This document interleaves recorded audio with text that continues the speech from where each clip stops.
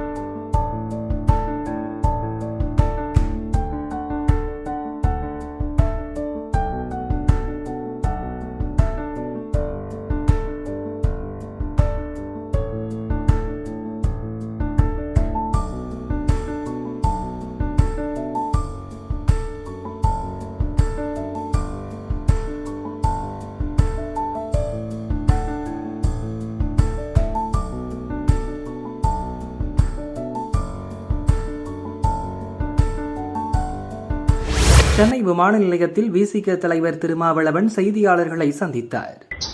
இந்தியாவுடைய வெளியுறவு கொள்கை கவலை அளிப்பதாக இருக்கிறது.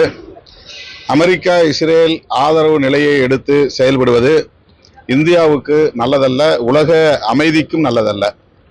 நம்முடைய பிரதமர் அவர்கள் இது தொடர்பான நிலைப்பாட்டில் ஒரு மறுபரிசீலனை செய்ய வேண்டும் என்கிற வேண்டுகோளை விடுதலை சிறுத்தைகள் கட்சியின் சார்பில் முன்வைக்கிறோம். அமெரிக்க ஆதரவு எந்த வகையிலும் நமக்கு உடன்பாடானதல்ல, உகந்ததல்ல, நல்லதல்ல.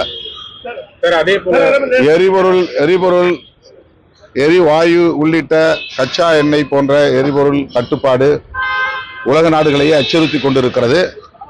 இந்தியாவுக்கும் அது பொருந்தும். ஆகவே உடனடியாக இந்த போர் நிறுத்தப்பட வேண்டும். அதற்கு நம்முடைய இந்திய அரசு, இந்திய பிரதமர் உரிய முயற்சிகளில் ஈடுபட வேண்டும் என்றும் வேண்டுகோள் விடுக்கிறேன். இது ஆதாரமில்லாத ஒரு கருத்து. அவர் எந்த அடிப்படையில் இவ்வாறு அதை சொல்லியிருக்கிறார் என்று தெரியவில்லை. ரஜினிகாந்த் அவர்கள் பதவி, அதிகாரம் போன்றவற்றில் பெரிய ஈடுபாடு உள்ளவர் அல்ல, ஆசை உள்ளவர் அல்ல. அவர் அந்த நிலையிலிருந்து முற்றிலும் விலகி நிற்பவர், முதிர்ச்சி அடைந்தவர் என்று நான் நம்புகிறேன். ஆகவே அவர் எந்த அச்சுறுத்தலுக்கும் அஞ்சி தன்னுடைய நிலைப்பாட்டிலிருந்து பின்வாங்கி இருக்க வாய்ப்பே இல்லை. அது தவறான ஒரு கருத்து என்று நான் கருதுகிறேன். ஈரான் இஸ்ரேல் போர் காரணமாக நாடு முழுவதும் சிலிண்டர் விநியோகம் பாதிக்கப்பட்டது. இந்நிலையில் பெட்ரோல் டீசல் தட்டுப்பாடு ஏற்படும் என தமிழகம் முழுவதும் வதந்தி பரவியது. மக்கள் நீண்ட வரிசையில் காத்திருந்து டீசல் மற்றும் பெட்ரோலை பெரிய பெரிய கேன்களில் வாங்கிச் சென்றனர். அந்த வரிசையில் சேலம், ஆத்தூர், நரசிங்கபுரம் பெட்ரோல் பங்கில் மக்கள் குவிந்தனர். மொத்தமாக அதிக அளவில் பெட்ரோல் வாங்கிச் சென்றனர். அதன் எதிரொலியாக பங்கில் பெட்ரோல் இருப்பு முடிந்தது. பெட்ரோல், டீசல் இருப்பு இல்லாததால் பங்க் மூடப்பட்டது. அன்றாட வேலைக்கு செல்லும் வாகன ஓட்டிகள் கடும் சிரமத்திற்கு உள்ளாகினர். ஈரான் மீது இஸ்ரேல், அமெரிக்கா கூட்டு தாக்குதலால் உலக அளவில் பெட்ரோல், எரிவாயு தட்டுப்பாடு ஏற்பட்டுள்ளது. இந்நிலையில் வர்த்தக சிலிண்டர்கள் தற்காலிகமாக நிறுத்தப்பட்டுள்ளது. சிலிண்டர் பதுக்குபவர்கள் மீது கடும் நடவடிக்கை எடுக்கப்படும் என தெரிவித்துள்ள நிலையில், மதுரையில் சிலிண்டரை கள்ளச்சந்தையில் விற்பனை செய்ய பதுக்கிய இருவர் குண்டர் சட்டத்தில் கைது செய்யப்பட்டு 398 வீட்டு மற்றும் வர்த்தக சிலிண்டர்கள் பறிமுதல் செய்யப்பட்டுள்ளன.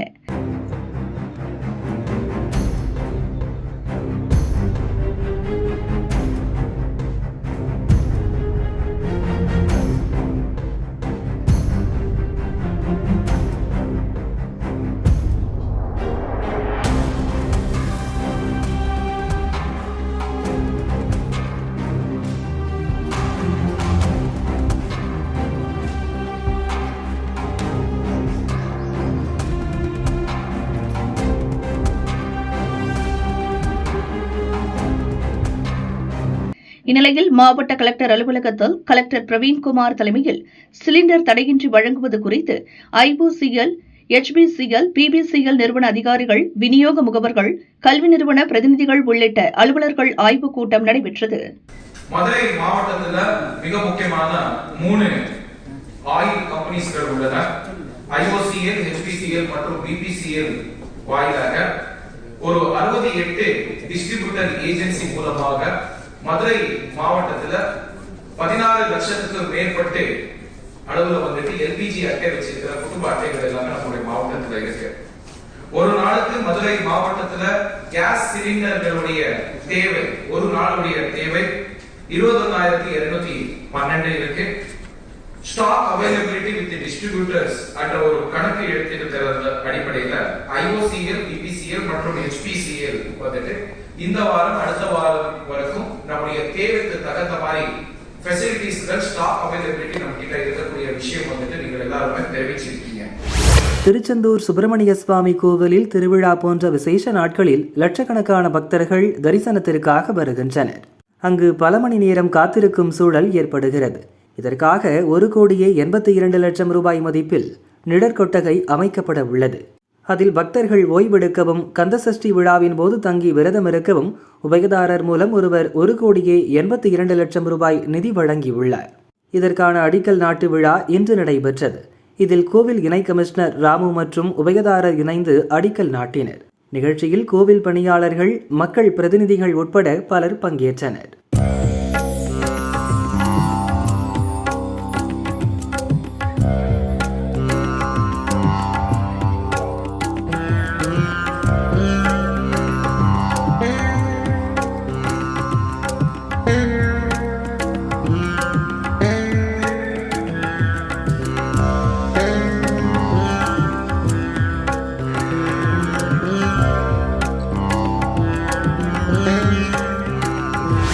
தேனி மாவட்டம் ஆண்டிப்பட்டி பாலக்கோம்பை கிராமம் மேற்கு தொடர்ச்சி மலை அடிவார பகுதியில் உள்ளது.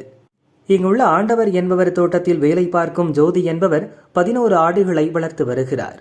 நேற்று மந்தையில் ஆடுகளை அடைத்துவிட்டு குடும்பத்தினருடன் துக்க நிகழ்ச்சிக்கு சென்று விட்டார்.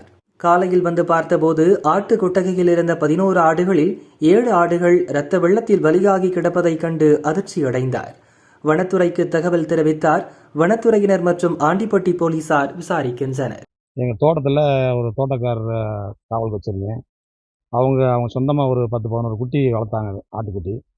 நேற்று இரவு ஊருக்குள்ளே கேதம்ன்றனால அவங்க ஊருக்குள்ளே வந்துட்டாங்க. திரும்ப காலையில் ஏர்லி மார்னிங் போய் பார்த்தப்ப ஒரு 7 குட்டியை ஏதோ ஒரு அடையாளம் தெரியாத வனவிலங்கு வந்து கடித்து கழுத்து கடிச்சு ரத்தத்தை மட்டும் குடிச்சு போட்டு உயிரோட செத்து போச்சு, குட்டியை கிடக்கு. அவங்களுக்கு வந்து வேலை வாழ்வாதாரத்தில் நான் கொடுக்க சம்பளம் தான். இந்த குட்டியை வச்சு பிழைச்சிக்கணும்னு சொல்லி தான் நான் விட்டு போயிருந்தேன். இப்போ அவங்களுக்கு ஏதாவது கவர்மெண்ட்டு ஒரு வாழ்வாதாரத்துக்கு ஏதாவது ஒரு நஷ்டஈடு கொடுத்தா நல்லாயிருக்கும். அதுபோக இந்த மாதிரி வந்திருக்குது ஒரு சிறுத்தை மாதிரி தெரியுது, சின்ன கால் தடங்கள்லாம் இருக்குது. அதனால் வனவிலங்கு அதிகாரிகள் அதை உரிய நடவடிக்கை எடுத்து மேலும் வேறு சேதம் உயிருக்கு மனிதர்களுக்கு எதுவும் ஆபத்து வந்துடாமல் பாதுகாக்க வேண்டுமே நாங்கள் அரசை கேட்டுக்கிறோம். நாங்கள் தோட்டத்திலே குடியிருந்து வரோம் 5 வருஷமாக. என் பிள்ளைங்க நானும் ஆட்டுக்குட்டி வச்சுட்டு ஓனருக்கு தண்ணி பாய்ச்சிரும். இப்போ நைட்டு ஒரு இலவுன்னு சொல்லி ஊருக்குள்ளே போயிட்டு வரோம்னா நாங்கள் 11 குட்டி வச்சுருந்தோம். ஒரு 7 குட்டியை கடிச்சு 6 குட்டி செத்து கிடக்கு, ஒரு குட்டியை தூக்கிட்டு போயிடுச்சு. பாக்கி ஒரு குட்டி கடிச்ச மாணிக்கு இருக்குது, ஒரு குட்டி மட்டும் உயிரோட இருக்குது. திரும்ப போலீஸு ஃபாரஸ்ட்டு எல்லாத்துக்கும் ஃபோன் பண்ணால் எல்லாமே வந்திருக்காங்க. நாங்கள் எங்களுக்கு என்னான்னு சொல்லி ரொம்ப இழப்பாக இருக்குங்க சார். இது என்னான்னு நீங்கள் நடவடிக்கை எடுக்கணும். நாங்கள் கூலி வேலை செய்கிறோம். நாங்கள் கூலி வேலை செஞ்சு ஓனருக்கு தண்ணி பாய்ச்ச வந்து இருக்கோங்க சார். 5 வருஷமாக இருக்காங்க சார்.